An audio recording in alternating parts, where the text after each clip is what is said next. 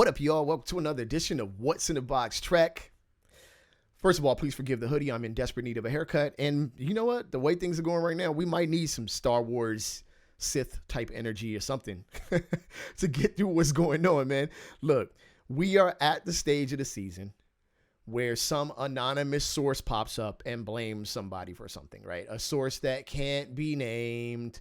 Here they are, some guy, ball boy or whatever, comes out of the woodworks and says the coach is doing this, or Russell Westbrook's a locker room cancer, something that had never been said about him his entire career.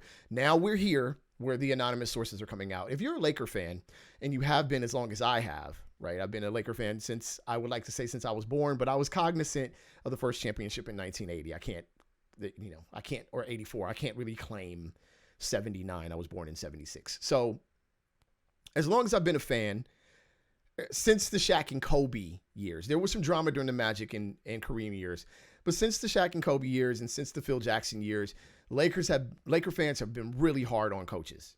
And I'll talk about that in a minute, but you got to remember, like, this is a constant, and it can't be, every coach can't have the same problem. At some point, it's the team, it's the organization, or it's your actual leaders on the floor. Look, the Lakers lose last night to the Miami Heat, 110-96.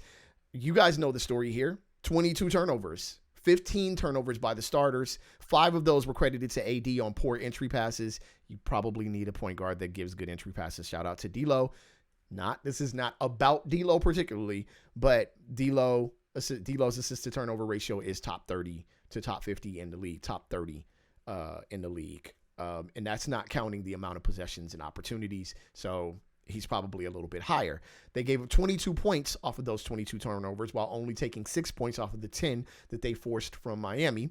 The other thing is, look, the Lakers shot 13% from the three-point line out of 30 shots. 13%, y'all. LeBron was 0 for 6. Turian was 0 for 4. That's the bulk of your misses. But 13% is just, that's abysmal. Now, mind you, the Lakers are the lowest percentage shooting, one of the lowest percentage shooting three-point shooting teams in the league. I'm sorry for the wording there. And they're also lowest in volume.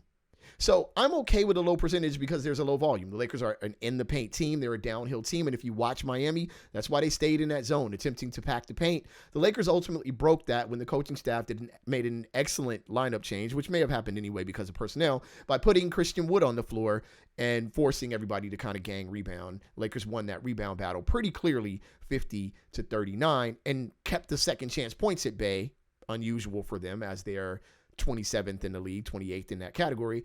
But the Lakers won that battle 11-10, negligible. The key here is three-point shooting was horrible, and really the turnovers. The Lakers actually would have survived the three-point shooting had they cut down on their turnovers. Look, Miami, this is what I want to say personally, not statistically. I'm just talking visually here. Miami didn't even come for the Lakers like that. Let's be honest, man. Miami played a game that if you're a Miami fan, you like, whew, we might have got away with one, right? They shot very poorly. They shot okay from the three-point line, but they took 42 of them, and almost half of their shots were from three. They definitely put that volume up, which is something that teams do against the Lakers because, again, if you watch my last episode, you know that Darvin Ham, since he's been here, his defense is giving up that shot as it's the lowest percentage shot. So teams take it. And more in the NBA, teams are taking that over 40 shots, over 45 shots. It's either a death sentence or a dramatic increase. It's one or the other. But the reality is, Lakers are giving up that shot. Look, you're about to face 2 teams with players that are coming for you. Next up is Memphis. After that is the Clippers, and they're coming for you. If you want an example of coming for you, look at the Lakers' last game against the Pelicans before the end of the year. 129-109, the Lakers lost. 87 shots by the Pelicans, 82 by the Lakers. Turnovers by the Lakers were 17, giving up 13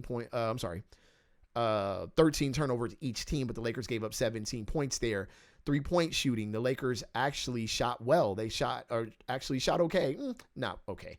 31% from 3 on 32 shots. The Pelicans, 50% from 3 on 34 threes overall. What do I always tell y'all? It is almost impossible to beat an NBA team if they're shooting 50% from 3 at volume. 50+% at volume is almost impossible. Remember the math, simple math. 10 shots, 5 2-pointers, 10 points, 3 3-pointers, 30% is 9 points. If they're at 50%, doesn't matter how well you're doing as a points in the paint team, which the Lakers are. You have to be able to pad that from 3. And the Lakers are not a volume shooting 3-point team. And at this point, they're not a high percentage shooting 3-point team, right? So that's where we are. But the problem here is effort in defense. And we're watching it unfold right in front of us. We don't like the idea of it, but we're watching it unfold right in front of us. Look, the Lakers are 27th in the league in second chance points. They're 21st, probably a bit lower as the stats start to come out, in points off of turnovers, allowed off of turnovers, and 14th in the league in points in the paint. 30th in second chance point. Last in the league in second chance points allowed. So last in the league in gaining second chance points. So they are bottom of the league in scoring second chance points. These are effort issues. I don't know what's the locker room thing. I knew it. If you look at my threads, you can follow me on threads at Trek Life. I said the Lakers are playing with that. There's something going on in the locker room type energy. And here's my example of it. And I'm going to keep this very, very short and sweet and get directly to the point starting now. Any other team in the NBA down by single digits has a young player like Max Christie dunk on Bam Adebayo, body to body. The whole bench stands up. Look at the Laker bench after that dunk. Tell me that you didn't see a problem. Only D'Lo and Christian Wood stood up. Everybody else is down. The energy is low. That should have been a hugging and jumping around moment. Look, when Austin Reeves 2 or 3 games ago did his Euro step, LeBron and AD off the floor dancing, right? You want to come back, man, get that energy up. Now, does it all the way matter? I don't know. That's an emotional thing, right? Turn the ball over less, you have a better chance of winning the game. That's the bottom line. What happens on the floor physically is better than what happens on the floor emotionally. This is why What's in the Box Trek is more about statistics than it is about rumors and feelings, etc. But that is a telltale sign when your young boy does something fresh and you sit down. The other thing is, we all sort of shuddered. If you're from LA and you've watched UCLA is not my team, but I did watch them. We all shuddered a little bit when Hawkins Jr. was available and we didn't get him. Now, there's some question there. Is he undersized? Is he capable of playing in the league? Well, he came in and shut anybody who had those questions up. And we're all looking at Hood Schifino, who was on the floor, to show something. Just show something. If you want D'Lo traded last night, Hood Schifino was your chance. You could have got rid of D'Lo if you could have just seen Hood Schifino slightly develop. But we're not seeing it. And it's so early. It's so unfair to judge this right now.